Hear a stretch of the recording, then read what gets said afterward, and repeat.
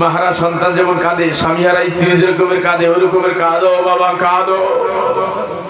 অতি জীবনের গুণের কথা স্মরণ করে দুই চোখের পানি ছাড়িয়ে দাও। দরদ ভরা কণ্ঠ লইয়া ভাঙ্গা দেহ নিয়ে বান্দা যখন আল্লাহকে আল্লাহ বলিয়া ডাক দেয়, আমার আল্লাহ তখন আর সহ্য করতে পারে না। আমার আল্লাহকে আল্লাহ বলিয়া ডাক দাও। এ যুবকেরা, এ বুড়ারা, এ পর্দারা, রে মা বোনেরা, না কান্দা পারবা। এ যুবক ভাইরা, চোখে পানি নাই, গুণা করিয়া করিয়া চোখের পানি শুকাইয়া ফেলছো। মোবাইলের ভিতরে নেকের ছবি দেখিয়া দেখিয়া চোখের পানি শুকাইয়া ফেলছো। এই জন্য এখন চোখে পানি না। না কান্দা পারলা, ওলামায়ে কেরামের কথা না শুনিয়া পারলা, কোরআন না পড়িয়া পারলা, নামাজ না পড়িয়া পারলা, পর্দা না করিয়া পারলা, বাবারে কবরে না যাইয়া কিন্তু পারবা না। বুঝিয়ে শুনিয়ে তারপর ওই কবরে যাইয়া, ওই যে অন্ধকার কবর, সাথী নাই বাতি নাই, কেমন জানি হবে রে। কল্পনায় কল্পনায় মাওলার কুদরতি জড়াইয়ে ধরো।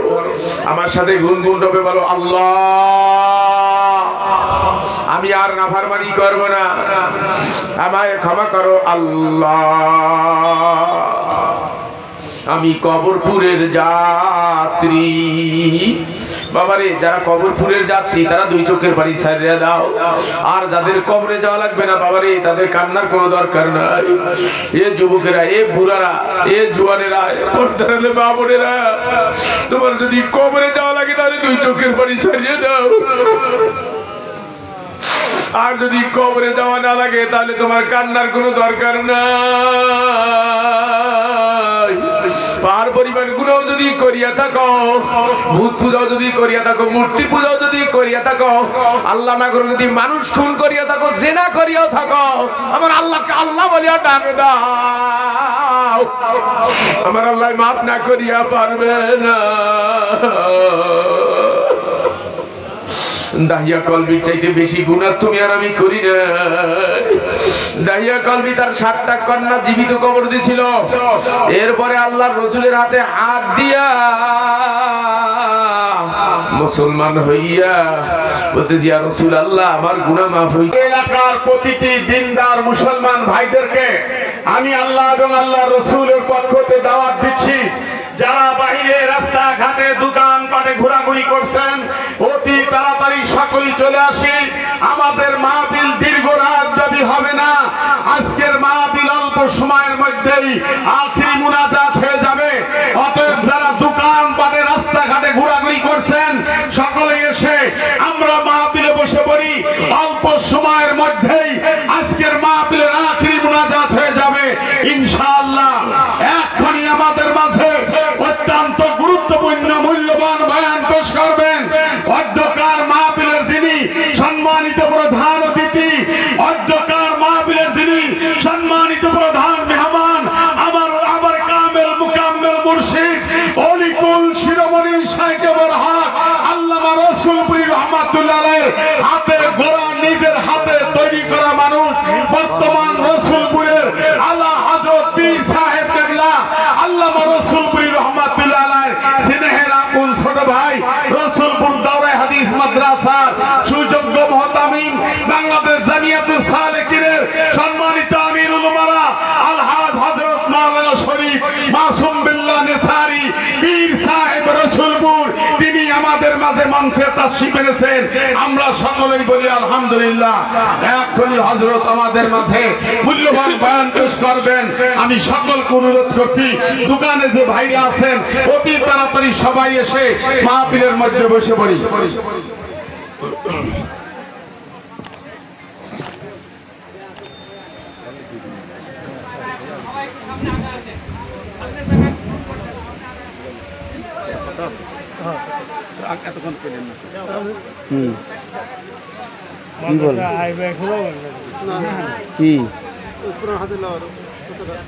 ওটা আমি প্রথম মোনাজাত হয়ে গেলে আমাকে 2টা মোনাজাত হয়।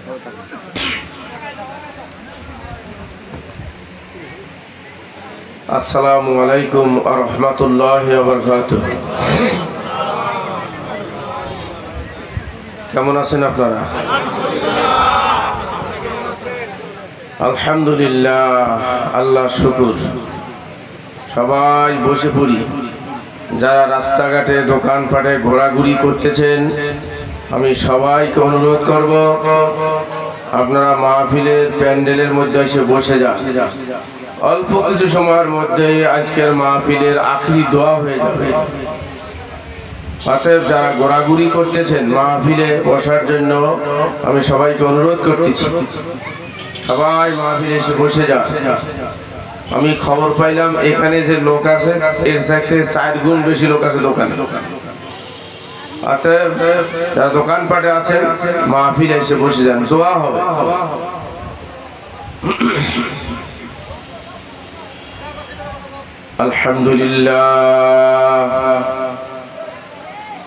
আলহামদুলিল্লাহ নাহমাদুহু ওয়া নাস্তাঈনুহু ওয়া নাস্তাগফিরুহু ওয়া নাউযু বিল্লাহি মিন শুরুরি আনফুসিনা মান ইয়াহদিহিল্লাহু ফালা মুদিল্লা লাহু ওয়া মান ইউদ্লিলহু ফালা হাদিয়া লাহু ওয়া নাশহাদু আন লা ইলাহা ইল্লাল্লাহু ওয়াহদাহু লা শারীকা লাহু ونشهد أن سيدنا مولانا محمدا عبده ورسوله أرسله بالحق بشيرا ونذيرا وداعيا إلى الله بإذنه وسراجا منيرا يا أيها الحاضرون رحمني ورحمكم الله أعوذ بالله من الشيطان الرجيم بسم الله الرحمن الرحيم يا أيها الذين آمنوا اتقوا الله وكونوا مع الصادقين وقال تعالى والذين آمنوا أشد حبا لله وقال رسول الله صلى الله عليه وسلم جددوا إيمانكم قالوا كيف نجدد إيماننا يا رسول الله قال أكثروا ذكري بقول لا إله إلا الله لا إله إلا الله لا إله إلا الله لا إله إلا الله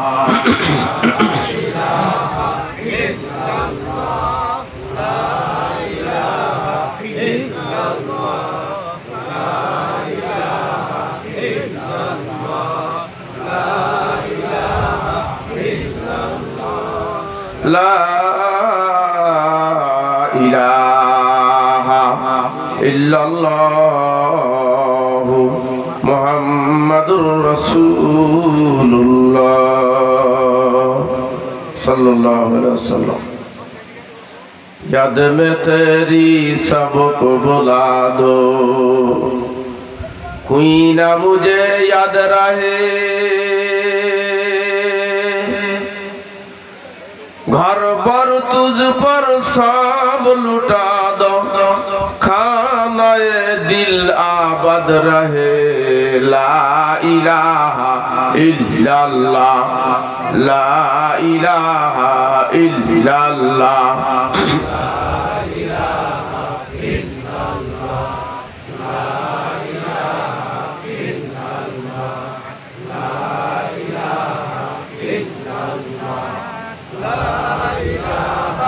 illallah, la ilaha illallah.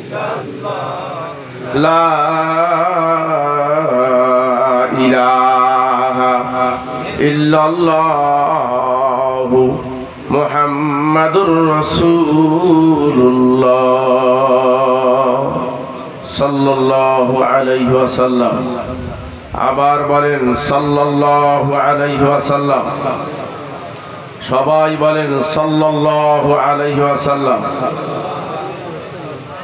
সাল্লাল্লাহু আলাইহি ওয়াসাল্লাম বলতে যতটুকু সময় লাগে মদিনায় যায়া রাসূলের রওজায় পৌঁছাইতে অতটুকু সময় লাগে না। বলছেন তো মদিনায় চলে গেছে। আলহামদুলিল্লাহ। উপস্থিত উলামায়ে কেরাম, সামনে উপবিষ্ট আল্লাহর আশিকিন ও জাকিরিন ভাইরা ও বাবাজিরা, স্কুল কলেজ মাদ্রাসার ছাত্র ভাইরা, অত্র এলাকার সভ্যবিন্দু, পর্দার আলে আমার মা ও বোনেরা, আল্লাহ পাক রব্বুল আলামিনের দরবারে লাখো কোটি শুকর ও সুজুদ। যেই মহান রব্বুল আলামিন বহুত বড় দয়া করে, মায়া করে, ভালোবেসে আমাকে এবং আপনাদেরকে এই রহমতি বরকতি সামিয়ানার নিচে বেহেশতের বাগানে আশা এবং বসার তৌফিক দান করলেন। এই জন্য শুকরিয়া তান বলি আলহামদুলিল্লাহ। আল্লাহ পাক রব্বুল আলামিনের মেহেরবানি, আল্লাহ পাক রব্বুল আলামিনের দয়া, তাই আমরা এখানে আসতে পারছি, বসতে পারছি, ঠিক কিনা? আল্লাহ পাক রব্বুল আলামিন আমাদেরকে ভালোবাসেন বিধায় আমরা এখানে সবাই উপস্থিত হতে পেরেছি। কোরআন হাদিসের আলোচনা শোনার জন্য যখন মানুষ যায় বসে, তখন আল্লাহ পাক রব্বুল আলামিন ওই বান্দার জীবনের সমস্ত সগীরা গুনাহগুলো মাফ করে দেয়। বসার সাথে সাথে সমস্ত সগীরা গুনাহগুলো মাফ হয়ে যায়।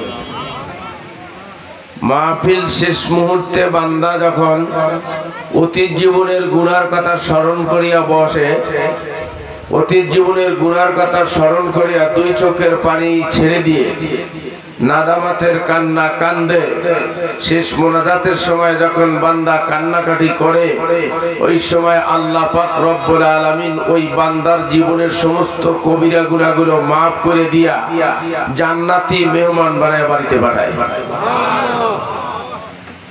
শেষ পর্যন্ত থাইকা দোয়া মোনাজাত করে যদি যাইতে পারেন, আশা করা যায় জান্নাতি মেহমান হয়ে বাড়িতে যাবেন। আল্লাহ আমাদের সবাইকে তৌফিক দান করুন। আল্লাহ পাক রব্বুল আলামিন যে আমাদেরকে আশা বসার তৌফিক দান করলেন, এতে আপনারা খুশি না বেজার? হ্যাঁ, খুশি না? কি জন্য? খিচুড়ি পাবেন ওই জন্য? তাই কোরআন হাদিসের আলোচনা শুনতে পারতেছেন, এই জন্য খুশি হওয়া দরকার, ঠিক কিনা? খুশি হবেন, আল্লাহ পাক রব্বুল আলামিনও খুশি হয়ে যাবে। আল্লাহ পাক রব্বুল আলামিনও খুশি হয়ে যায়। বান্দা যখন শুকরিয়া আদায় করে, লাইন শাকারতুম লাযিদান্নাকুম ওয়া লাইন কাফারতুম ইন্না আযাবি লাশাদীদ। আমার আল্লাহ বলে, আমার নিয়ামত খাও, নিয়ামত ভক্ষণ করো, আর আমার শুকরিয়া আদায় করো, তাহলে আমি আল্লাহ তোমাদের নিয়ামত আরো বাড়াইয়া দেব। আর যদি আমার নিয়ামত খাইয়া লইয়া নিয়ামতের না শুকরিয়া করো, তাহলে আমি আল্লাহ তোমাদের জন্য রাখছি ইন্না আযাবি লাশাদীদ, শক্ত আযাবের ব্যবস্থা। নাউযুবিল্লাহ। না, আল্লাহর শুকরিয়া আদায় করতে হবে সর্ব হালাতে। আল্লাহ যাকে যে অবস্থায় রাখে সেই অবস্থায় শুকরিয়া আদায় করতে হবে। এটা হলো বান্দার কাজ। অনেকেই এটা বোঝে না। যদি বলে কেমন আছেন, কয় না খুব একটা ভালো নাই, এই সমস্যা ওই সমস্যা, এই অবস্থা ওই অবস্থা, বিভিন্ন রকমের অভিযোগ। এই অভিযোগটা কার উপরে যায় বলেন তো? অভিযোগটা কার উপরে যায়? সবাই বলেন না কেন? আল্লাহর উপরে যায়। ভালো রাখে নাই আল্লাহ, খাওয়ানোর মালিক আল্লাহ, সুস্থ রাখার মালিক আল্লাহ, ভালো রাখার মালিক আল্লাহ, রোগ ব্যাধি দেওয়ার মালিক আল্লাহ, তাহলে আপনি নাশুকরিয়া করলেন, অভিযোগটা কার দিলেন? আল্লাহর অভিযোগ দেওয়া হয়। এই জন্য এই কথা বলতে নাই, বলতে হয় আলহামদুলিল্লাহ। আল্লাহ যে অবস্থায় রাখছে খুশি আছি আলহামদুলিল্লাহ। যাকে যে অবস্থায় রাখে সে অবস্থায় আল্লাহর শুকরিয়া আদায় করতে হয়, এটা হলো বান্দার কাজ। কারণ একজন মানুষের মাথা ব্যথা হয়েছে, ওর চাইতে আরো মানুষ অসুবিধার ভিতরে, তার পেটে ব্যথা করতেছে, আচ্ছা না? একজনের পেটে ব্যথা করতেছে, তার চাইতে অসুবিধার মধ্যে আছে, তার পেট অপারেশন করা লাগতেছে, আচ্ছা না? কত মানুষ আইসিইউর ভিতরে আছে, হাসপাতালে কাতরাইতেছে, কত অসুবিধার মধ্যে মানুষ আছে, তার চাইতে তো আল্লাহ তাআলা ভালো রাখছে, ঠিক কি না? তাই না? আল্লাহর শুকরিয়া আদায় করতে হবে। রাজি আছেন তো সবাই? তাহলে কেউ জিজ্ঞাসা করলে কি বলবেন? আলহামদুলিল্লাহ। মনে থাকবে তো? যে অবস্থায় থাকেন ওই অবস্থায় আল্লাহর শুকরিয়া আদায় করবেন, বলবেন আলহামদুলিল্লাহ। আলহামদুলিল্লাহ ইনশাআল্লাহ কোথায় বলে এটা অনেকে জানে না। ভালো আছেন? ইনশাআল্লাহ বলেন। এখানে কি এটা বলা যাবে? ইনশাআল্লাহ বলা যাবে? ইনশাআল্লাহর অর্থ হলো আল্লাহ যদি চায় তাহলে থাকবো ভালো, ভবিষ্যতের কথা। আল্লাহ চাইলে ভালো থাকবো, এখন ভালো নেই, ইনশাআল্লাহর অর্থ। এজন্য যদি বলে ভালো আছেন, বলতে হবে আলহামদুলিল্লাহ, আল্লাহ ভালো রাখছে। বুঝাইতে পারছি কথা? আল্লাহ পাক খুশি হয়ে যাবে। হযরতে মূসা আলাইহিস সালাম রাস্তা দিয়ে যায়, তুর পাহাড়ে যায় আল্লাহর সাথে কথা বলার জন্য। আল্লাহর সাথে কথা বলার জন্য তুর পাহাড়ে রওনা দিয়েছে মূসা আলাইহিস সালাম। পথের মধ্যে একদল হাঁসের সাথে দেখা রাস্তার পাশে। হাঁসগুলো বলতেছে আল্লাহর নবী কোথায় যাচ্ছেন? বলতেছে আল্লাহর সাথে কথা বলার জন্য যাইতেছে। তা বলে আসার সময় আমাদের একটা কথা শুনে আসেন। কি কথা? বহুদিন বৃষ্টি হয় না, হাঁসের তো পানির দরকার বেশি, এই জন্য ওদের পানির গরজও বেশি, বুঝলেন না? তো বহুদিন বৃষ্টি হয় না, বৃষ্টি কবে হবে এটা একটু আল্লাহর কাছে শুনে আসেন। কে বলতেছে? হাঁস বলতেছে মূসা আলাইহিস সালামের কাছে। আল্লাহ নবী মূসা আলাইহিস সালাম আল্লাহর কাছে যাইয়া সুরিয়ানি ভাষায় কথা বলতেছিল। সুরিয়ানি ভাষায় কথা শেষ করিয়া আসার সময় বলতেছে আল্লাহ আমি যখন আসি তখন একদল হাঁস আমার সাথে দেখা, তারা বলতেছে জিজ্ঞাসা করছে আপনার কাছে যে বৃষ্টি কবে হবে। আল্লাহ পাক রব্বুল আলামিন মূসাকে বলে দিয়েছেন যে যাওয়ার সময় বলে দিয়ে যাইও 40 বছর পর বৃষ্টি হবে। কতদিন পরে? 40 বছর পরে বৃষ্টি হবে, এটা বলে দিয়ে যাও। মূসা আলাইহিস সালাম ঠিক যাওয়ার সময় হাঁসদেরকে বলতেছে তোমাদের কথা শুনছি। তা আল্লাহ কি বলছে? আল্লাহ বলছে 40 বছর পর বৃষ্টি হবে। কিতাবে লেখে এই কথা শুনিয়া সমস্ত হাঁসগুলি একসাথে আলহামদুলিল্লাহ বলে উঠছে। সবাই বলছে আলহামদুলিল্লাহ। হযরত মূসা আলাইহিস সালাম বলতেছেন এতে খুশি কি দেখলা যে একবারে সবাই আলহামদুলিল্লাহ বললে বৃষ্টি হবে 40 বছর পর। 40 দিন পরও না, 40 মাসও না, 40 বছর পর বৃষ্টি হবে। খুশির এত কি দেখলা? মূসা আলাইহিস সালাম হাঁসদেরকে বলতেছে, হাঁসগুলাই বলতেছে আল্লাহর নবী মূসা বৃষ্টি দেওয়ার মালিক আমার আল্লাহ, আর বৃষ্টি বন্ধ করার মালিক আমার আল্লাহ। 100 বছরও যদি বৃষ্টি না হয় কারো ক্ষমতা নাই বৃষ্টি দেওয়ার। আমার সে আল্লাহ যে 40 বছর পরে বৃষ্টি দেওয়ার ওয়াদা করছে, এই জন্য খুশি হইয়া আলহামদুলিল্লাহ বলছি। কিতাবে লেখে মূসা আলাইহিস সালাম আর হাঁসের কথা এখনো শেষ হয়নি, কথা চলতেছে। এদিকে ঝপঝপ করে বৃষ্টি শুরু হয়ে গেছে, মুষলধারে বৃষ্টি। মূসা আলাইহিস সালাম আল্লাহর কাছে বলতেছে আল্লাহ কথায় কাজে তো কোনো মিল পাইলাম না। এই বললা যে বৃষ্টি হবে 40 বছর পরে, 2-3 মিনিটের ভিতরে আবার বৃষ্টি শুরু হয়ে গেল, কথায় কাজে তো মিল পাইলাম না। আল্লাহ পাক রব্বুল আলামিন বলে মূসা রে বাজেট ছিল 40 বছর পরে বৃষ্টি হবে, কিন্তু আমার সিদ্ধান্ত শুনিয়া আমার মাখলুকাতরা খুশি হয়েছে, আলহামদুলিল্লাহ বলছেন। এই জন্য আমি আল্লাহ খুশি হইয়া বাজেট পরিবর্তন করে এখনই বৃষ্টির ফয়সালা করে দিচ্ছি। জন্য আল্লাহর শুকরিয়া আদায় করতে হবে। সবসময় কি করতে হবে? আল্লাহর শুকরিয়া আদায় করতে হবে। তাহলে আল্লাহ পাক রব্বুল আলামিন বাজেটও পরিবর্তন করে দেয়। আল্লাহর শুকর আদায় করলে আল্লাহ পাক রব্বুল আলামিন বাজেট পরিবর্তন করে দেয়। জন্য সবসময় আল্লাহর শুকরিয়া আদায় করতে হবে। আমাদের যে এখানে বসায় রাখছেন মাগরিবের পর থেকে এই পর্যন্ত যে বসে আছেন, এটা আল্লাহ পাক রব্বুল আলামিনের মেহেরবানি, আল্লাহ পাক রব্বুল আলামিনের দয়া, তাই বসে আছেন, ঠিক কি না? হ্যাঁ, বসে আছেন কোন জায়গায় জানেন? রাসূলুল্লাহ সাল্লাল্লাহু আলাইহি ওয়াসাল্লামের কথা অনুযায়ী এটা জান্নাতের বাগান। আমার কথা না, আল্লাহর রাসূলের কথা অনুযায়ী এটা কি? বেহেশতের বাগান, জান্নাতের বাগান। আল্লাহ ভালোবাসেন বিদায়ী জান্নাতের বাগানের ভিতরে বসাইছে। ভালোবাসা পেতে যদি মনে করো আশা,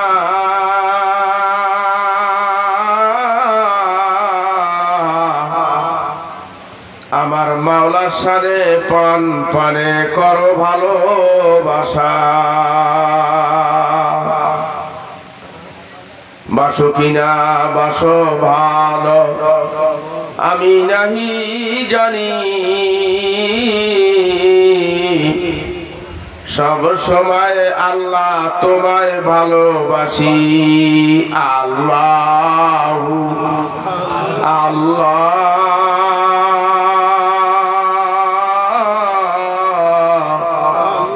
আল্লাহু আল্লাহ আল্লাহু আল্লাহ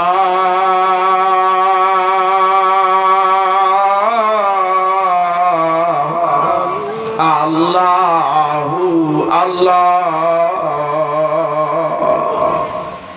তোমারই মহব্বতে আল্লাহ ভরে দাও গো মোদের দিল, কুদরতি হাতে খুলে দিও মজলিসের সবার বন্ধ মনের খিল। আল্লাহু আল্লাহ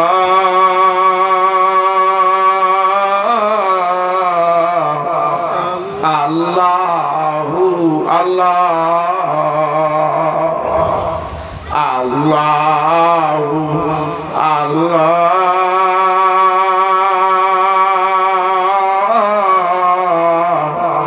আল্লাহু আল্লাহ।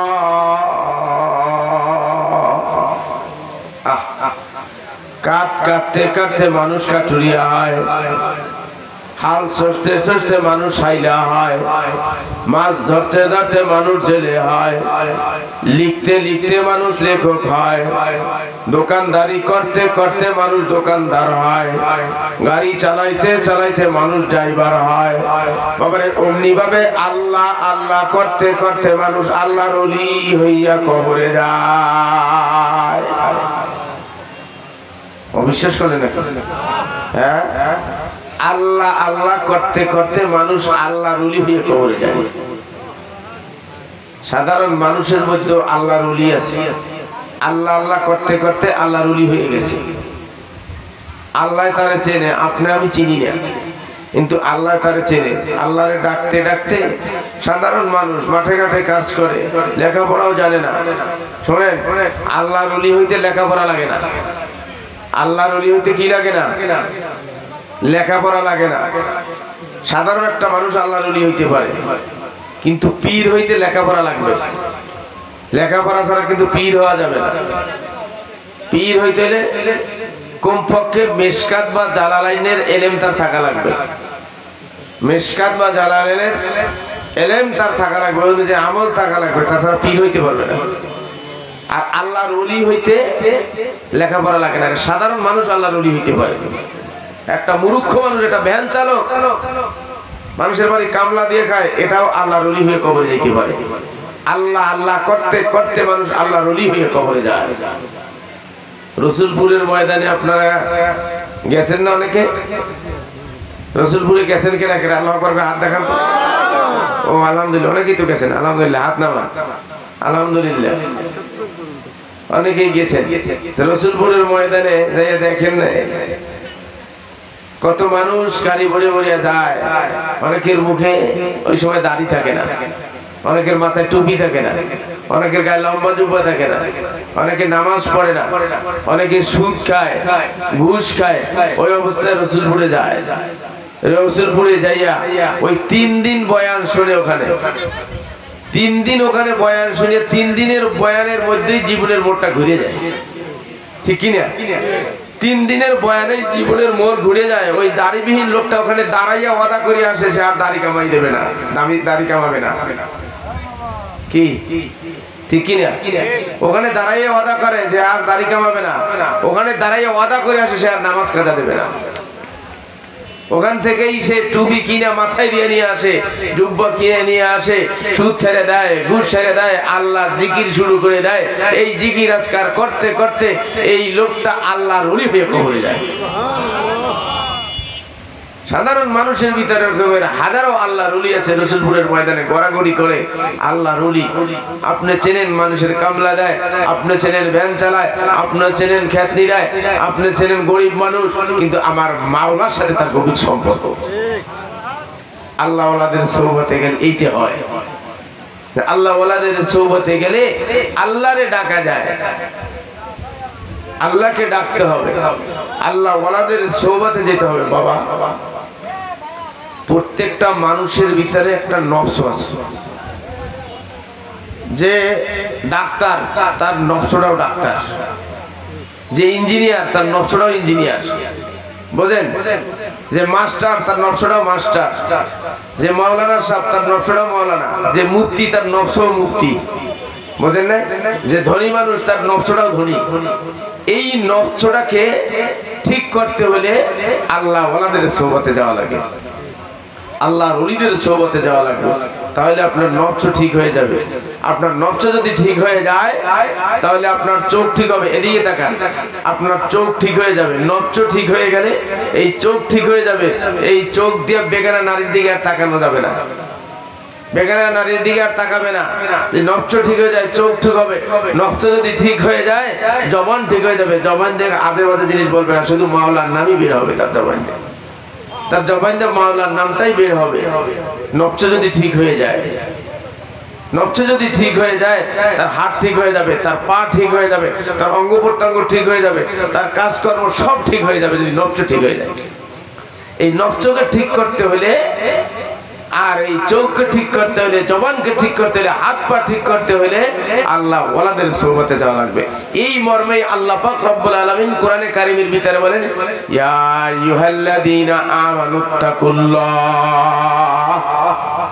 ওয়া কুনু মা'আস সাদিকিন। হে আমার ইমানদার বান্দা বান্দিরা, তোমরা আমি আল্লাহকে ভয় করো এবং সাদিকিন বান্দাদের নিকটে যাও। আল্লাহর কথা, কোরআনের কথা, আমার কথা না। আল্লাহ পাক রব্বুল আলামিন কোরআনে কারীমের ভিতরে বলেন যে তোমরা আমি আল্লাহকে ভয় করো এবং সাদিকিন বান্দাদের নিকটে যাও।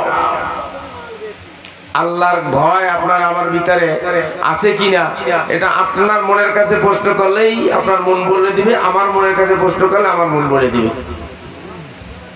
আল্লাহকে যদি ভয় করে, যদি একটা মানুষ বলতে পারে যে আমরা তো আল্লাহরে ভয় করি, নাহলে এখানে মাহফিল শুনতে আসলাম কেন? আরে এই শুধু এইটুকু ভয় করলে হবে না, ভয় করলে সব সময় ভয় করতে হবে, ভয় করার মতো ভয় করতে হবে। যে আল্লাহকে ভয় করে সে মিথ্যা কথা বলতে পারে না। কি বলেন? আল্লাহকে যে ভয় করে সে মিথ্যা কথা বলতে পারে না। আল্লাহকে যে ভয় করে সে সুদ খাইতে পারে না। আল্লাহকে যে ভয় করে সে ঘুষ খাইতে পারে না। আল্লাহকে যে ভয় করে সে মোবাইলের ভিতরে নেকেট ছবি দেখতে পারে না। আল্লাহকে যে ভয় করে সে মালে কম দিতে পারে না। আল্লাহকে যে ভয় করে সে মালে ভেজাল দিতে পারে না। আল্লাহকে যে ভয় করে সে চুরি করতে পারে না। আল্লাহকে যে ভয় করে সে ডাকাতি করতে পারে না। ঠিক কি না? ঠিক কি না? তাহলে এইগুলো আপনার আমার ভিতরে অনেকের মধ্যেই রয়ে গেছে। তাহলে আল্লাহর ভয় কতটুকু এইবার বোঝেন? এই আল্লাহর ভয় ভিতরে আনতে হলে আল্লাহ পাক রব্বুল আলামিন কোরআনের ভিতরে বলে কুনু মা'আস সাদিকিন, তোমরা সাদিকিন বান্দাদের নিকটে যাও, আল্লাহ ওয়ালাদের নিকটে যাও, তাহলে তোমার ভিতরে আল্লাহর ভয় চলে আসবে। আল্লাহ ওয়ালাদের কাছে যাওয়ার কথা বলছেন। আল্লাহ ওয়ালা কারা? আল্লাহ ওয়ালা কারা? তাফসীরে জালালাইনের টিকার মধ্যে লেখে আল্লাহ ওয়ালা ওই ব্যক্তি যাদের সোহবতে গেলে চোখে পানি এসে যায়, যাদের সোহবতে গেলে আল্লাহর কথা মনে পড়ে, যাদের সোহবতে গেলে আল্লাহ রাসূলের কথা মনে পড়ে, যাদের সোহবতে গেলে জাহান্নাম জান্নাতের কথা মনে পড়ে, যাদের সোহবতে গেলে কবরের কথা মনে পড়ে, তারাই হলো আল্লাহ ওয়ালা। তাদের সোহবতে তোমরা যাও, আল্লাহর কথা যে তাদের সোহবতে তোমরা যাও, তাহলে তোমাদের দুনিয়ামুখী অন্তর আখিরাতমুখী হয়ে যাবে, শয়তানমুখী দিল আল্লাহমুখী হয়ে যাবে। এই নফস ঠিক করতে হলে আল্লাহ ওয়ালাদের কাছে যাওয়া লাগবে। বললাম না যে যত বড় তার নফসটা তত বড়। হযরত ইমাম ফখরুদ্দিন রাজি রহমাতুল্লাহ আলাইহি,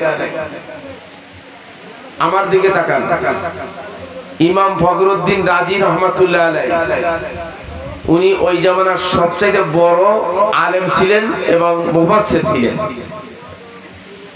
এই ইমাম ফখরুদ্দিন রাজি রহমাতুল্লাহ আলাইহি একদিন কোরআন তেলাওয়াত করতেছি। এই কোরআন তেলাওয়াত করা অবস্থায় মনের ভিতরে আসছে যে আমি এত বড় আলেম হইলাম, এখন পর্যন্ত আমার চোখ তো কন্ট্রোল হইল না। এই চোখ দিতে এখনো আজে বাজে জিনিস দেখি, মোবাইলের ভিতরে নেকেট ছবি দেখি, আছে না কত আলেমও মোবাইলের ভিতরে নেকেট ছবি দেখি, বড় বড় ফোন চালায়। আমি এত বড় আলেম হইলে এখন পর্যন্ত আমার চোখ কন্ট্রোল হইল না, এখন পর্যন্ত আমার জবান কন্ট্রোল হইল না, তাহলে আমার এই আলেম হয়ে লাভ কি হলো? কেমন করে বাঁচা যায়?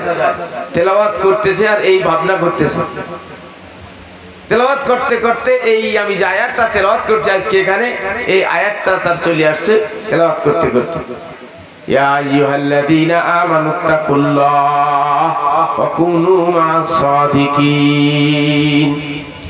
এই আয়াতটা যখনই এসে গেছে আয়াত তেলাওয়াত করতেছে আর বলতেছে আল্লাহ এর ওষুধও তো তুমি দিয়ে রাখছো, সাদিকিন বান্দাদের নিকটে যাইতে হবে, তাহলে দুনিয়ামুখী অন্তর আখিরাতমুখী হয়ে যাবে, শয়তানমুখী দিল আল্লাহমুখী হয়ে যাবে।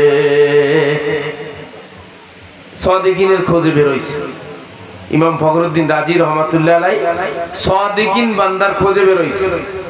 ওই জামানার সবচাইতে বড় বুজুর্গ ছিলেন হযরত নাজিমউদ্দিন কুবরা রহমাতুল্লাহ আলাইহি, অত্যন্ত বুজুর্গ মানুষ হযরত নাজিমউদ্দিন কুবরা রহমাতুল্লাহ আলাইহি। ওনার সোহবতে গেছে, ওনার সোহবতে যাইয়া বলতেছেন হযরত আমি এই জামানার সবচেয়ে বড় আলেম ইমাম ফখরুদ্দিন আপনার কাছে আসছি, আমাকে আপনি বায়াত করে নেন।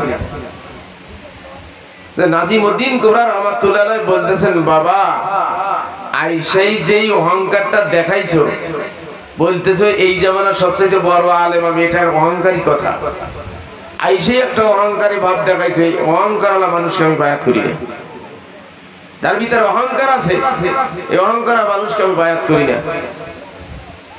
ইমাম ফখরুদ্দিন রাজি রহমাতুল্লাহ আলাইহি তো জড়ায় করে ধরছে একেবারে যে হযরত আমার ভুল হয়ে গেছে, ভাইনে গুস্তাখি কিয়া है, मुझे माफ कीजिए, मुझे बायात कर लीजिए, আমাকে বায়াত করে না, আমি ভুল করে ফেলাইছি, আমাকে বায়াত করে না। জড়ায় করে যখন ধরছে নাজিমউদ্দিন কুবরা রহমাতুল্লাহ আলাইহি শর্ত দিছে যে একটা শর্তে বায়াত করতে পারি 1 বছর পরে, এখন না, 1 বছর পরে একটা শর্ত। কি শর্ত?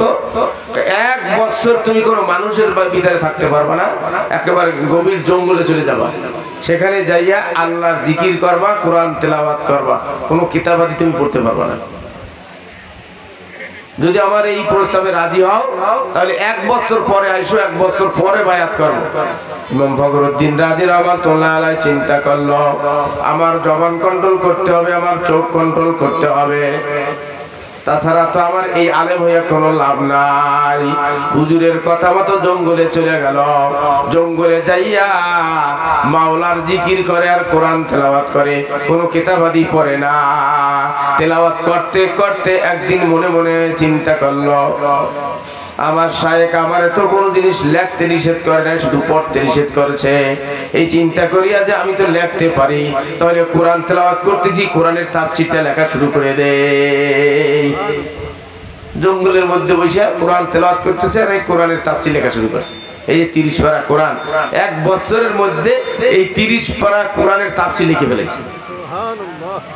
জঙ্গলের মধ্যে বসে এক বছরের মধ্যে 30 পারা কোরআনের তাফসীর লাগছে। তাফসীরটা লেখা এক বছর হয়ে গেছে, চলে আসছে। আয়েশা নাজিমউদ্দিন কুবরার কাছে বলতেছে, হযরত আমি তো চলে আসছি, এবার আমাকে বায়াত করেন।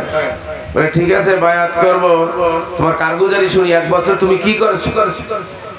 এক বছর জঙ্গলের মধ্যে বসে আপনার কথা অনুযায়ী জিকির আজকার করেছি, কোরআন তেলাওয়াত করেছি, কোনো জিনিস পড়ি নাই, তবে আমাকে তো কোনো জিনিস লিখতে নিষেধ করেন নাই, এই জন্য আমি বসে বসে কোরআনের তাফসীরটা লিখছি। কয় যে কই দেখি তাফসীর লেখছো, দেখি এক বছর কি তাফসীর লেখছো। তাফসীর বাইর করে দেখা যায় বিশাল বড় ভলিউম, এত বড় ভলিউম দেখাইতেছে। দেখে নাজিমউদ্দিন কুবরা রাহমাতুল্লাহ বলছে, হাজা কাবীর, এই তো বড় তাফসীর। এই তাফসীরটার নাম ওই সময় থেকে কি তাফসীরে কবির হয়ে গেছে। তো বাজারে পাওয়া যায় এখন, অনেক দাম তাফসীর কবিরের, এই নামই হয়ে গেছে তাফসীর কবির, অনেক বড় তাফসীর। ইমাম ফখরুদ্দিন রাজি রাহমাতুল্লাহ এক বছর জঙ্গলে বসে লেখছে। এখন এই তাফসীর দেখা নাজিমউদ্দিন কুবরা রাহমাতুল্লাহ, আপনারা বিরক্ত হচ্ছেন নাকি?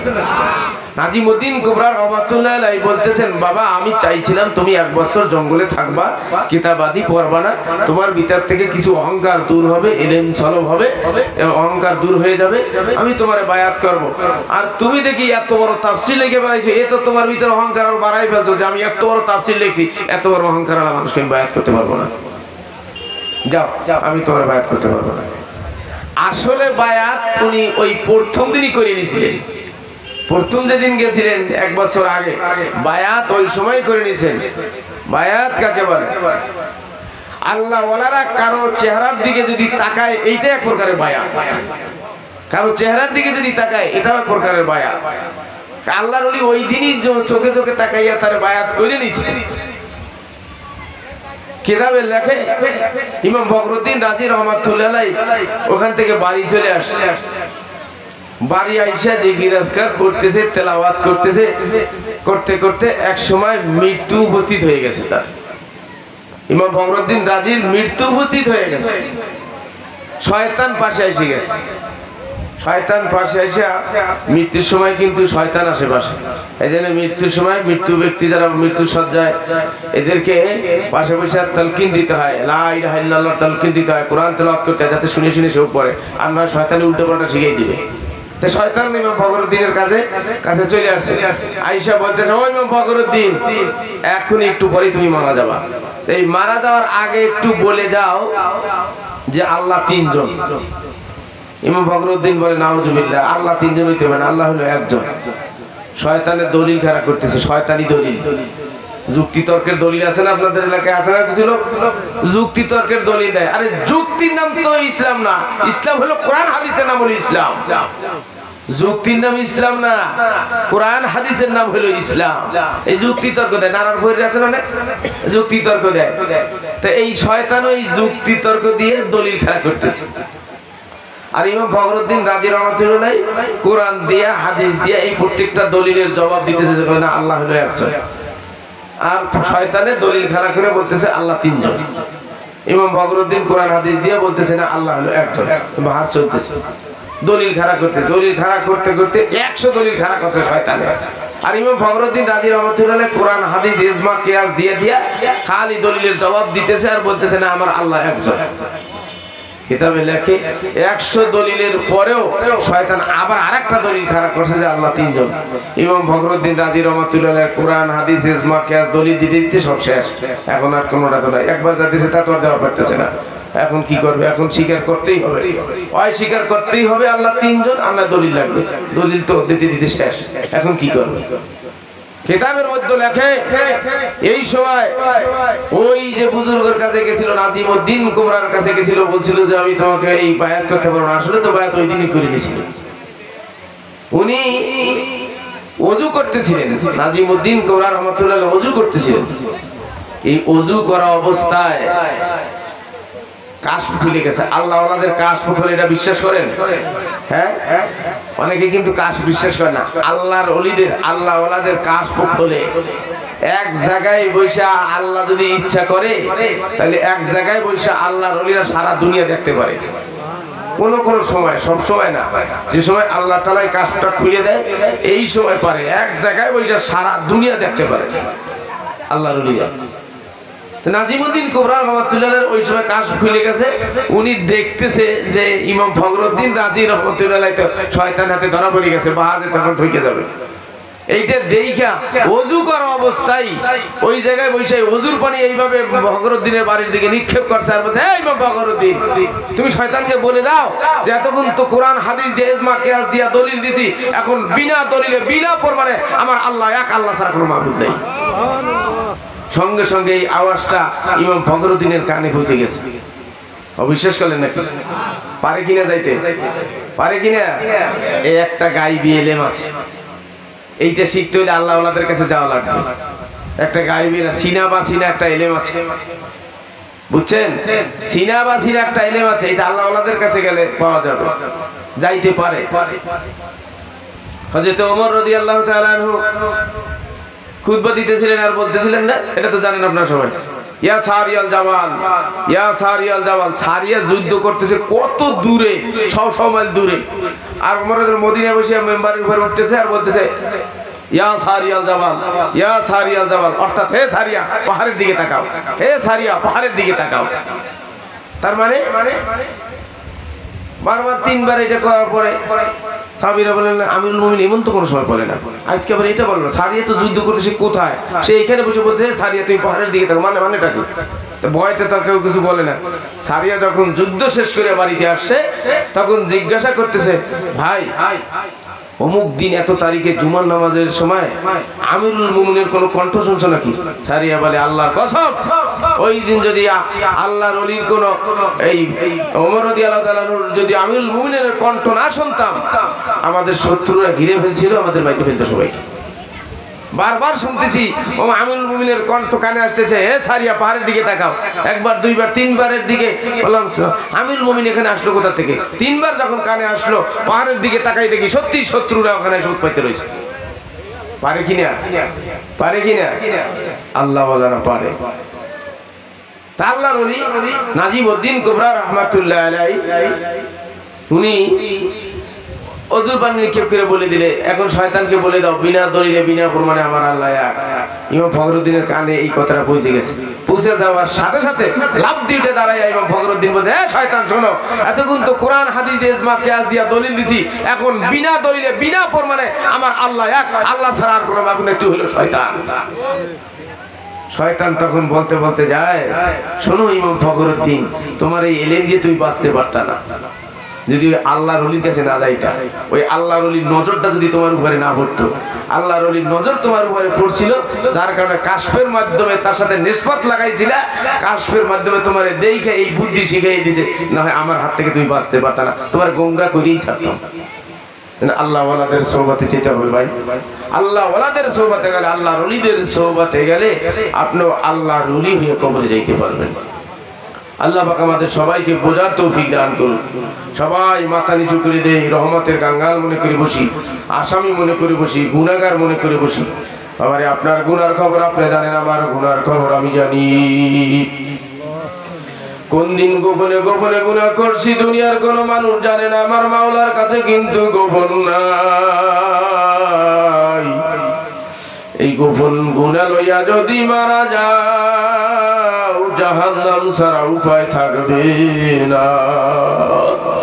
এই জন্য বাবারে প্রত্যেকেই মাথা নিচু করে দিয়া গুনার কথা স্মরণ করো। বাবা, তোমার গুনার খবর তুমি জানো, আমার গুনার খবর আমি জানি। বাবারে ঘরের দরজা জানলা বন্ধ করে দিয়া গুনাহ করেছ, আল্লাহ আল্লাহ, দুনিয়ার কেউ জানে না, আমার আল্লাহর কাছে কিন্তু গোপন নাই।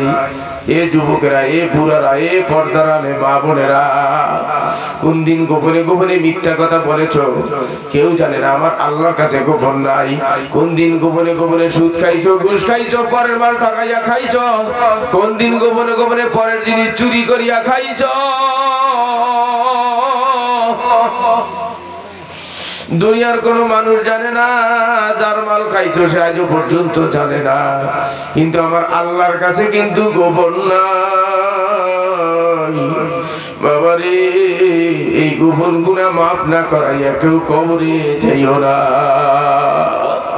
বাবারে। আল্লাহ আল্লাহ, আল্লাহর মহব্বত ভিতরে ঢুকাইয়া, আল্লাহর রসুলের মহব্বত ভিতরে ঢুকাইয়া তওবা তিল্লাহ করিয়া তারপর মাওলার কবরে যাইও বাবারে। একজন সাধারণ মানুষও আল্লাহকে মহব্বত করতে পারে, আল্লাহর রসুলকে মহব্বত করতে পারে বাবা। রসুলপুরে যাইয়া দেখবা কত সাধারণ মানুষ আল্লাহরে এমন ভাবে ডাকে বাবারে, আল্লাহকে ডাকতে ডাকতে পাগল পারা হইয়া যায়। রসুলের মহব্বতে দুই চোখের পানি ছাড়িয়া দিয়া কান্দে বাবারে। আল্লাহ ওনাদের সৌবাতে যাইও, আল্লাহর নিজেদের সৌবাতে যাইও, তোমার ভিতর আল্লাহর মহব্বত ঢুকিয়ে যাইবে, আল্লাহর রসুলের মহব্বত তোমার ভিতরে ঢুকিয়ে যাইবে বাবারে। বলতে পারো আল্লাহর রসুলকে তো আমিও মহব্বত করি বাবারে, বলতে পারো আল্লাহর রসুলকে তো আমিও মহব্বত করি বাবারে। আল্লাহর রসুলকে মহব্বত করা, আল্লাহ শুক্রবারে মসজিদ একটু জিলাপি দিয়ে আর বাতাসা দিয়া মিলাদ দিলেই আল্লাহর রসুলকে মহব্বত করা হয় না বাবারে। আল্লাহ আল্লাহ, আল্লাহর রসুলের সুন্নাত তরিকা নিয়ে, সুন্নাত দিয়ে আল্লাহর রসুলকে মহব্বত করতে হবে। মারার তুমি দিয়ারে দিয়ারে লাইলা উকাব্বিলু জাল জিদারা জাল জিদারা বাবারে। যে যাকে ভালোবাসে তার জামাটাও তার কাছে ভালো লাগে, ওরে বন্ধুর জামাটাও বন্ধুর কাছে ভালো লাগে, বন্ধুর হাঁটাটাও বন্ধুর কাছে ভালো লাগে। তুমি যদি আল্লাহ রসুলকে ভালোবাসো বাবা, আল্লাহ রসুলের সুন্নাত তোমার কাছে ভালো লাগবে, আল্লাহ রসুলের দাড়ি তোমার কাছে ভালো লাগবে, আল্লাহ রসুলের টুপি তোমার কাছে ভালো লাগবে, আল্লাহ রসুলের জুব্বা তোমার কাছে ভালো লাগবে। তাহলে তুমি হইতে পারবা প্রকৃত আশিকে রাসূল বাবারে। সাধারণ একটা মানুষও কিন্তু আল্লাহর রাসূলের আশিক হইতে পারে বাবা। বাবারে তুমি আমি পারবো না এমন না, একজন সাধারণ মানুষও রাসূলের আশিক হইয়া কবরে যাইতে পারে বাবা। হযরতে বেলাল রাদিয়াল্লাহু তাআলা একজন সাধারণ মানুষ ছিল বাবা। যেমন ছিল কালো তেমন ছিল তোতলা, আবার ছিল গোলাম, কিন্তু আল্লাহর রাসূলের এমনই আশিক হয়েছিল এই কালো মানুষটা, তোতলা মানুষটা, আল্লাহ আল্লাহ, এই গোলামটাকে আল্লাহর রাসূল আজাদ করিয়া মসজিদে নববীর মুয়াজ্জিন বানাইয়া দিয়েছিল। আর সাধু বলতে পারতেন না, আর সাধু বলতেন, শিন উচ্চারণ করতে পারতো না। তারপরে এইটাকে আল্লাহর রাসূল এত ভালোবাসেন, আর এইটাও আল্লাহর রাসূলকে এত ভালোবাসে, আল্লাহর রাসূল ভালোবাসিয়া মসজিদে নববীর মুয়াজ্জিন বানাইয়া দিয়েছে। আল্লাহর রাসূলকে কেমন ভালোবাসছিল আল্লাহ। আল্লাহর রাসূলের ইন্তেকালের পরে বাবারে হযরতে বেলাল আল্লাহ আল্লাহ মদিনার গলিতে গলিতে হাঁটে আর কয়, এই মদিনার গলিতে গলিতে আমার রাসূল হাঁটতো, আমি বেলাল পিছনে পিছনে হাঁটতাম। এই মদিনার গলিতে আর আল্লাহর রাসূলকে দেখা যায় না, যেই মদিনায় আল্লাহর রাসূলকে দেখা যায় না, আমি বেলাল আর সেই মদিনায় থাকবো না। রাসূলের রওজার কাছে যাইয়া দাঁড়াইয়া এইভাবে ইশারা করিয়া বলতেছে, ইয়া রাসূলুল্লাহ, এই মসজিদে নববীতে যদি আমি আযান দেই আপনি আর ইমামতি করাবেন না। আমি আযান দিতাম, আপনি ইমামতি করাইতেন, আর তো আপনি ইমামতি করাবেন না। যেই মসজিদে আমি বেলাল আযান দেব আল্লাহর রাসূল ইমামতি করাবে না, ওই মসজিদেও আমি বেলাল আর আযান দেব না। কেমন রাসূলের আশিক বাবারে। কিতাবে লেখা হযরতে বেলাল আযান দেওয়া বাদ দিয়া মদিনা ছেড়ে অন্যত্র চলে যায়। কেউ বলে ইয়ামনে গেছিল, কেউ বলে মিশরে গেছিল বাবারে। 6 মাস পর্যন্ত আর মদিনায় আসে না। 6 মাস পরে আল্লাহর রাসূল স্বপ্নে দেখায়, ও বেলাল, আমি এমন কি অন্যায় করলাম, মদিনায় এসে আমার রওজার কাছে একটু সালামটাও তুমি দাও না। তোমার কি আমার রওজার কাছে আসতে মনে চায় না? আমি এমন কি অন্যায় করলাম আমার রওজার কাছে এসে একটু সালামটাও তুমি দাও না? হযরত বেলাল রাদিয়াল্লাহু তাআলা আনহু এই স্বপ্নে দেখিয়া ইয়ামান থেকে আবার মদিনায় আসছে। মদিনার গলিতে গলিতে হাঁটে।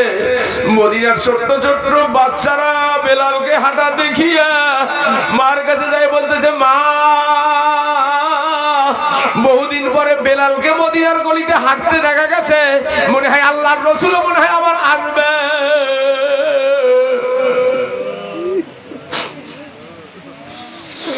ও নবীর আশিকেরা,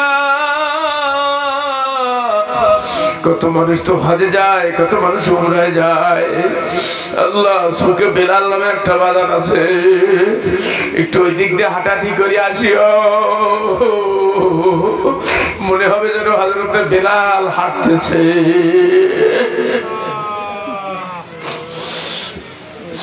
আল্লাহ, মদিনার বাচ্চারা মার কাছে যায়, বলে মা, বেলালকে দেখছি মদিনার গলিতে গলিতে হাঁটতে,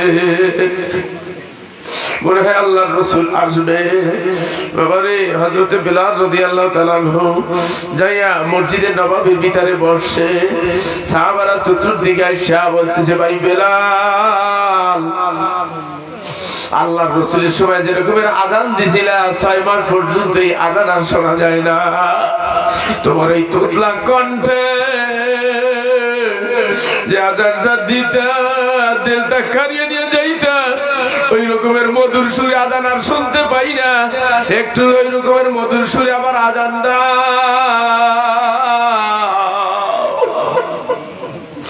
হযরত বেলাল বলে, আমি আযান দিলে আল্লাহর রাসূল কি ইমামতি করাবে না? কি বলে না, তা তো করাবে না। বলে তাহলে সে আযানও আর বেলাল দেবে না। ওই ভাঙ্গা কণ্ঠে, তোতলা কণ্ঠে আযান শোনার জন্য হাসান আর হোসেনকে ডাইকে নিয়ে আসে, রাসূলুল্লাহ সাল্লাল্লাহু আলাইহি সাল্লামের নাতিদেরকে ডাইকে নিয়ে আসে যে তোমরা সুপারিশ করলে বেলাল আযান দিবে।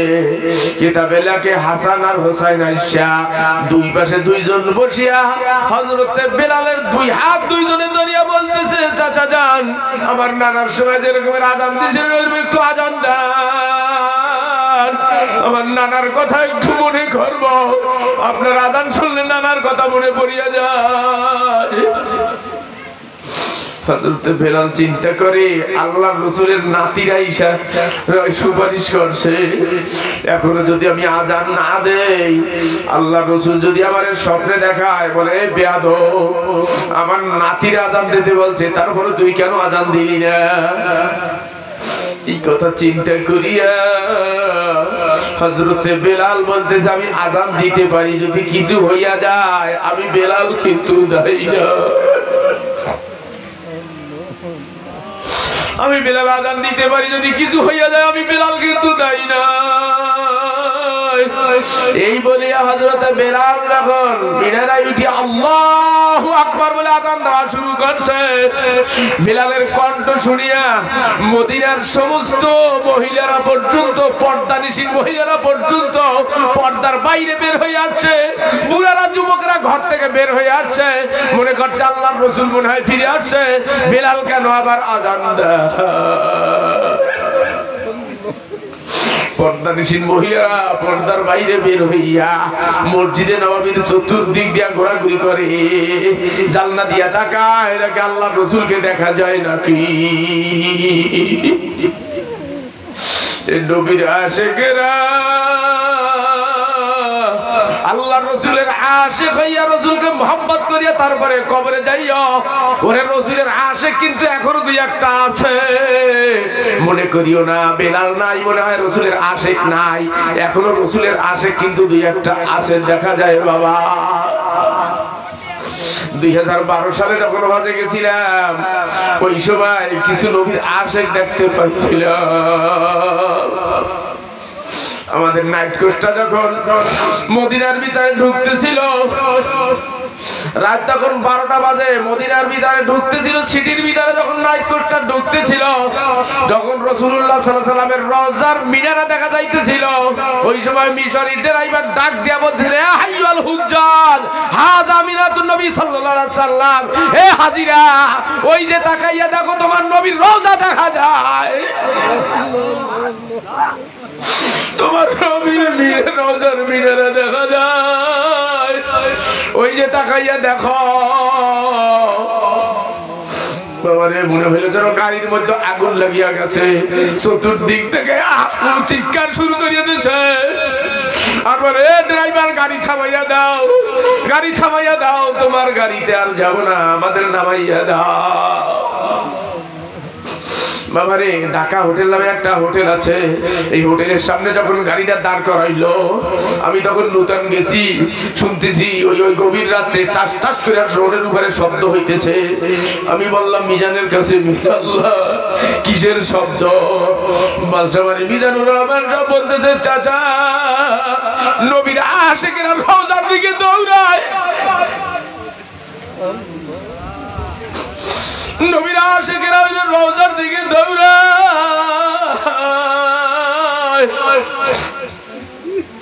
কার বাসা কোথায়, কার সাথী কোথায় খবর নাই, মিনারা দেখে রওজার দিকে দৌড়ায়। বাবারে নবীর আশিক হইয়া তারপর কবরে যাইও বাবা। বলুন নবীর ভিতরে যাইয়া দেখলাম কিছু লোক হামাগুড়ি দিয়া যায়। আমি জিজ্ঞাসা করলাম, এরা কারা, হামাগুড়ি দিয়া যায় কেন? নাজবুল বলতেছিল, চাচা এটা হলো রাসূল সাল্লাল্লাহু আলাইহি ওয়াসাল্লামের বাড়ি, এটা মওলুদুন নবী, আল্লাহর রাসূলের বাড়ি। আল্লাহর রাসূলের বাড়িতে পাড়া দেবে না, পা দিয়ে পারাবে না, এই জন্য হামাগুড়ি দিয়ে দিয়া যায়। কেমন রাসূলের আশিক বাবা। হালিমাতুস সাদিয়ার বাড়িতে যখন গেছিলাম, বাবারে হালিমাতুস সাদিয়ার বাড়িতে এখন যাইতে দেয় না। আমি কয়েকবার গেছি, হালিমাতুস সাদিয়ার বাড়ি এখনো পাথর দিয়ে ঘেরা। ওইখানে যাইয়া যখনই হাজীদেরকে বললাম এইটা হালিমাতুস সাদিয়ার বাড়ি, এইখানে আল্লাহ রাসূল দুধ পান করেছে, এই বাড়িতে আল্লাহ রাসূল দুধ পান করেছে, এইটা শোনার সঙ্গে সঙ্গে হাজীরা ওই সাদা কাপড় নিয়ে এই পাথরের ভিতরে গড়াগড়ি শুরু করে দিয়েছে। আর এইটা আল্লাহ রাসূলের বাড়ি, এই বাড়ির ধুলাবালি আল্লাহ রাসূল বানাইছে, দেখি কিছু ধুলাবালি গায়ে লাগাইয়া দেওয়া যায় নাকি। বাবারে রাসূলের আশিক হইয়া তারপরে কবরে যাইও বাবা। আল্লাহর আশিক হইয়া রাসূলের আশিক হইয়া তারপরে কবরে যাইও। মাথাটা নিচু করিয়া দিয়া রহমতের কাঙ্গাল মনে করে, আসামি মনে করিয়া, গুনাহগার মনে করিয়া বসো বাবা। বাবারে কোন দিন গুনাহ করছো গোপনে গোপনে, আল্লাহ কেউ জানে না, আমার আল্লাহর কাছে কিন্তু গোপন নাই। বাবারে এই গোপন গুনাহ লইয়া যদি মারা যায়, জাহান্নাম ছাড়া কিন্তু উপায় থাকবে না। কল্পনায় কল্পনায় মাওলার কুদরতি পাও জড়াইয়ে ধরো, আমার সাথে সাথে গুনগুন রবে বলো, আল্লাহ আমি আর নাফরমানি করব না, আমায় ক্ষমা করো আল্লাহ, আমি জাহান্নামের আসামি। বাবারে যারা জাহান্নামের আসামি তারা দুই চোখের পানি ছাড়িয়ে দাও। তুমি আসামি কিনা তোমার মনের কাছে জিজ্ঞাসা করে দেখো, তুমি আসামি কিনা। আমার মনের কাছে জিজ্ঞাসা করলে আমার মন কিন্তু বলে দিবে আমায় আসামি। বাবারে পীরি মুরিদ বক্তা শ্রোতা সবাই আমরা জাহান্নামের আসামি। গুনার কথা স্মরণ করে বাবা দুই চোখের পানি ছাড়িয়ে দাও। কান্না যদি নাও আসে কান্নার ভান ধরিয়ে বসো। আমার শাইখ আল্লামা রসুলপুরি বলতেন, পোড়া কপাল জোড়া লাগে না, পাপির চোখে পানি আসবে না। বাবারে কত মানুষের চোখ দিয়ে পানি এসে গেছে, তোমার চোখে পানি নাই, এর দ্বারা কি বোঝো না কপাল পুড়িয়ে গেছে। কান্না যদি নাও আসে কান্নার ভান ধরিয়ে বসো। আমার শাইখ রসুলপুরি বলে গেছেন, ভালো দানা আর চিটা দানা কি সাথে বাজারে বিক্রি হইয়া যায়। ওরে কান্দুনিয়া মানুষ আর না কান্দুনিয়া মানুষ একই সাথে মাওলার প্রেমের বাজারে বিক্রি হইয়া যায়। কাঁদো বাবা কাঁদো, মাহারা সন্তান যেমন কাঁদে, স্বামীহারা স্ত্রী যেরকমের কাঁদে, ওই রকমের কাঁদো বাবা কাঁদো। অতি জীবনের গুণের কথা স্মরণ করে দুই চোখের পানি ছাড়িয়ে দাও। দরদ ভরা কণ্ঠ লইয়া ভাঙ্গা দেন নিয়ে বান্দা যখন আল্লাহকে আল্লাহ বলিয়া ডাক দেয়, আমার আল্লাহ তখন আর সহ্য করতে পারে না। আমার আল্লাহকে আল্লাহ বলিয়া ডাক দাও। এ যুবকেরা, এ বুড়ারা, এ পর্দারা, এ মা বোনেরা, না কান্দা পারবা। এ যুবক ভাইরা, চোখে পানি নাই, গুণা করিয়া করিয়া চোখের পানি শুকাইয়া ফেলছো। মোবাইলের ভিতরে নেকের ছবি দেখিয়া দেখিয়া চোখের পানি শুকাইয়া ফেলছো। এই জন্য এখন চোখে পানি না। না কান্দা পারলা, ওলামায়ে কেরামের কথা না শুনিয়া পারলা, কোরআন না পড়িয়া পারলা, নামাজ না পড়িয়া পারলা, পর্দা না করিয়া পারলা, বাবারে কবরে না যাইয়া কিন্তু পারবা না। বুঝে শুনিয়ে তারপর ওই কবরে যাইয়া,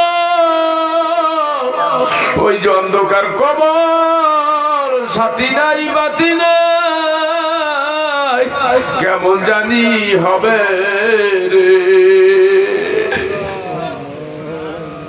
কল্পনায় কল্পনায় মাওলার কুদরতি জড়াইয়ে ধরো, আমার সাথে গুনগুন রবে বলো, আল্লাহ আমি আর নাফরমানি করব না, আমায় ক্ষমা করো আল্লাহ। আমি কবরপুরের যাত্রী, বাবারে যারা কবরপুরের যাত্রী তারা দুই চোখের পানি ছাড়িয়ে দাও। আর যাদের কবরে যাওয়া লাগবে না বাবারে, তাদের কান্নার কোনো দরকার নাই। এ যুবকেরা, এ বুড়ারা, এ জুয়ানেরা, এ পর্দারা, মা বোনেরা, তোমার যদি কবরে যাওয়া লাগে তাহলে দুই চোখের পানি ছাড়িয়ে দাও।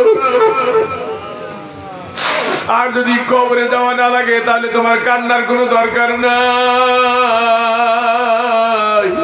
পাহাড় পরিমাণ গুনাহ যদি করিয়া থাকো, ভূত পূজাও যদি করিয়া থাকো, মূর্তি পূজাও যদি করিয়া থাকো, আল্লাহ না করে যদি মানুষ খুন করিয়া থাকো, জেনা করিয়াও থাকো, আমার আল্লাহকে আল্লাহ বলিয়া ডাক দাও। আমার আল্লাহ মাফ না করিয়া পারবে না। দাহিয়া কলবির চাইতে বেশি গুনাহ তুমি আর আমি করি না। দাহিয়া কলবি তার 7টা কন্যা জীবিত কবর দিছিল, এরপরে আল্লাহর রাসূলের হাতে হাত দিয়া মুসলমান হইয়া বলতেছি, ইয়া রাসূলুল্লাহ আমার গুনাহ মাফ হইছে কিনা? আল্লাহর রাসূল বলে, আতাইব মিনাজ জামবি কামাল্লা জামবালাহু, গুনাহ করার পরে যেই ব্যক্তি তওবা করে তার আর কোনো গুনাহই থাকে না।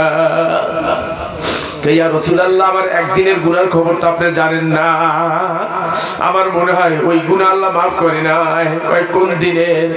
ইয়া রাসূলুল্লাহ আমার একটা কন্যা সন্তান আমার স্ত্রী আমার অগসরে রাইখা বড় করছে, যখন 10-11 বছরের বয়স হয়েছে, দেখতে সুন্দর চেহারা হয়েছে, তার নাম রাখছে জামিলা। যেমন নামটাও জামিলা, দেখতো জামিলা। এই মেয়েটাকে আমার সম্মুখে যখন আনছে, ইয়া রাসূলুল্লাহ আমার জেদ আরো বাড়িয়ে গেছে। আমি পাষাণ্ড, এত সুন্দর চেহারা দেখেও আমার দিলটা নরম হইল না। আমি বললাম আমার মেয়েকে সাজাইয়া দাও, একটু বেড়াইয়া নিয়ে আসি। ইয়া রাসূলুল্লাহ বেড়ানোর বাহানা করিয়া আমার মেয়েকে আমি গভীর জঙ্গলে নিয়ে গেলাম। গভীর জঙ্গলে নিয়ে যখন আমি গর্ত খোঁড়া শুরু করলাম, আমার মেয়ে বলে, আব্বু এখানে গর্ত খুঁড়িয়া কি করবা? অল্প সময়ের মধ্যেই দেখতে পারবা কি করি। ইয়া রাসূলুল্লাহ আমি গর্ত থেকে মাটি উঠাই, মাটি উঠাইতে আমার চেহারায় ধুলাবালি পড়ে, দাড়িতে ধুলাবালি লেগে যায়। আমার এই মেয়ে তার ওড়না দিয়ে আমার চেহারা মুছাইয়া দেয়, আমার দাড়ি মুছাইয়া দেয়। তারপর আমি পাষাণ্ডর দিলটা নরম হয় না। যখন গর্ত করা শেষ হইল, আমার মেয়ে যখন হাত আর পাও বাঁধতে আমি বান্ধা শুরু করলাম, এই সময় আমার মেয়ে আর বুঝতে বাকি নাই। সে কান্দে আর কয়, আব্বু আমারে ছাড়িয়া দাও, আমারে মারিও না, আমি অন্য দেশে যাইয়া ভিক্ষা করিয়া খাবো, বাবা বলে কোনোদিন পরিচয় দেব না, আমারে মারিও না। ইয়া রাসূলুল্লাহ আমি কোনো কথাই শুনলাম না। আমার ওই মেয়েকে ধাক্কা দিয়া গর্তের ভিতরে ফেলাই আমি যখন পাথর চাপা দিতেছিলাম, আমার মেয়ে ডাকতেছিল আব্বু আব্বু বইয়া ডাকতেছিল, আর বলতেছিল, আব্বু আমারে কোন দোষে মারতেছো, কেন আমারে পাথর চাপা দিতেছো?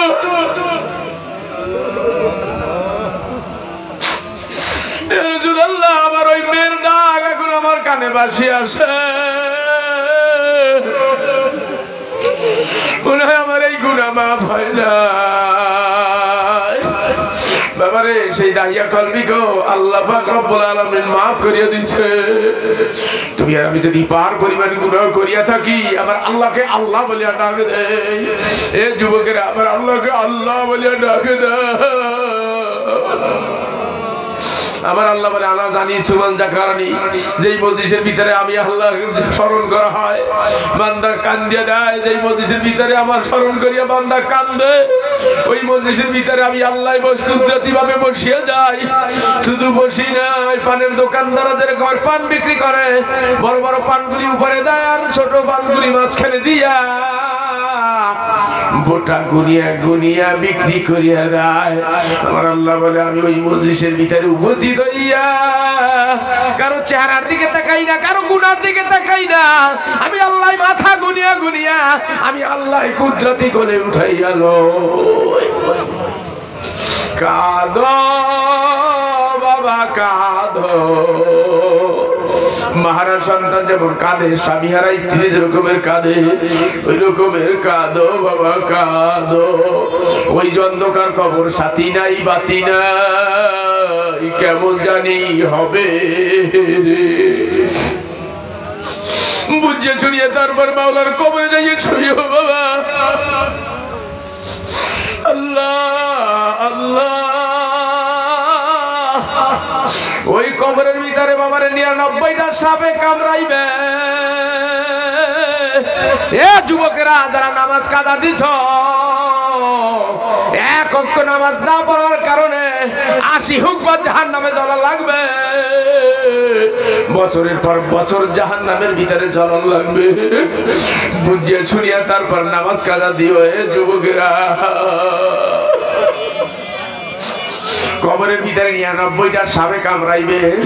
এ যুবকেরা, একটাবারও কি ভাবেছো আল্লাহ এই মজলিসের ভিতরে যদি এখন একটা সাপ ঢুকিয়া পড়ে, কিসের ওয়াজ নসিহত, কিসের কি সব লাফালাফি করিয়া কে কোথায় চলিয়া যাইবে। আর কবরের ভিতরে 99টা সাপে তোমারে কামড়াইবে। ওরে ফজরের নামাজ না পড়ার কারণে জোহর পর্যন্ত কবরের মধ্যে সাপে কামড়াইবে। জোহরের নামাজ না পড়ার কারণে আসর পর্যন্ত, আসরের নামাজ না পড়ার কারণে মাগরিব পর্যন্ত, মাগরিবের নামাজ না পড়ার কারণে এসা পর্যন্ত, ওরে এশার নামাজ না পড়ার কারণে সারা রাত্র কবরের মধ্যে সাপে কামড়াইবে। বাবারে বুঝিয়ে শুনিয়ে তারপর মাওলার কবরে যাইও। বুঝিয়ে শুনিয়ে তারপর নামাজ কাজা দিও।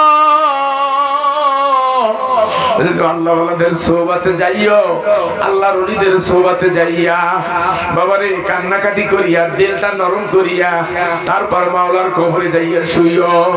12 তলখ 12 সিঁড়ি হবে না, দরমিয়া শাহ বরজা খুল্লা ইয়াবগিয়ান। বাবারে একই নদীর ভিতরে দেখবা 2 রকমের পানি থাকে। পদ্মা নদীর পানি একরকম, যমুনা নদীর পানি আর এক রকম। একই সাথে চলাচল করে, কারো সাথে কারো মিল নাই। বাবারে আমার এই মজলিসের ভিতরে 2 রকমের মানুষ আছে। এক ধরনের মানুষ হলো আল্লাহওয়ালা, আর এক ধরনের মানুষ হলো আল্লাহ ভোলা।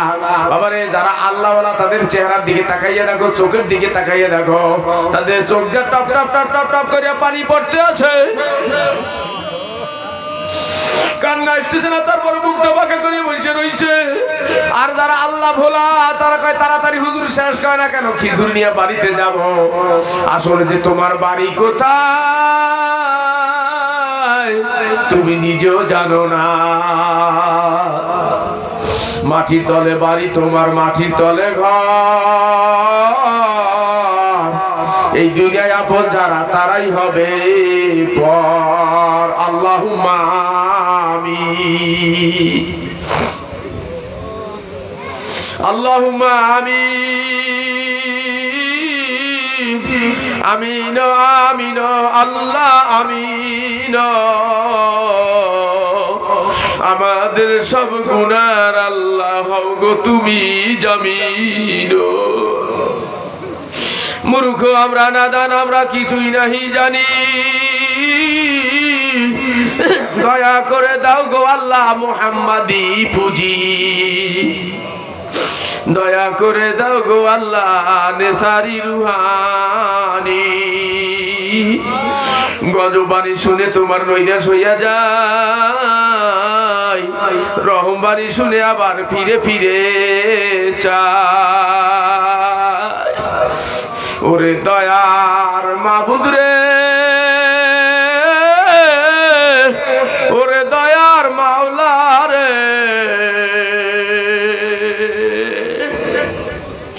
একা একা কেমনে দিব পারি ওই অকুল সাগরে, 3.5 হাত নৌকা লইয়া যাইতে হবে পারি দিয়া, মাঝি মাল্লা থাকবে না কেউ সঙ্গে রে। আল্লাহ তুমি একটা লক্ষ খালি হাতে ফিরাইয়া দিও না।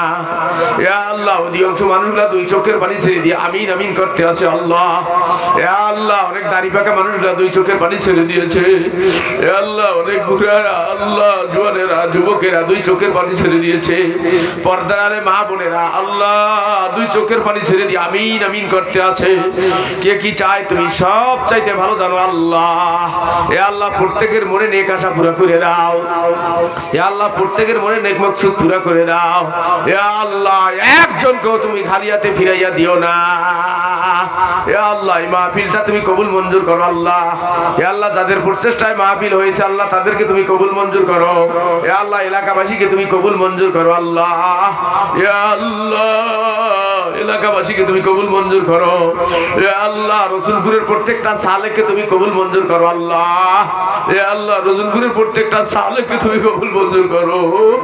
আল্লাহ পর্দার আলে মা বোনদেরকে তুমি কবুল মঞ্জুর করো। রব্বির হামহুমা কামা রব্বায়ানি সগীরা, রব্বির হামহুমা কামা রব্বায়ানি সগীরা। আমিন বিরহমাতিকা ইয়া আরহামার রাহিমিন।